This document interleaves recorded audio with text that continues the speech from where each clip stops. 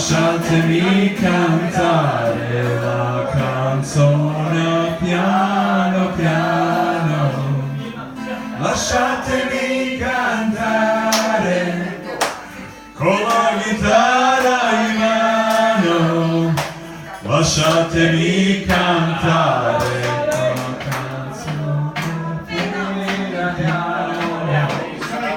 Italiano, oggi non bello, ciao!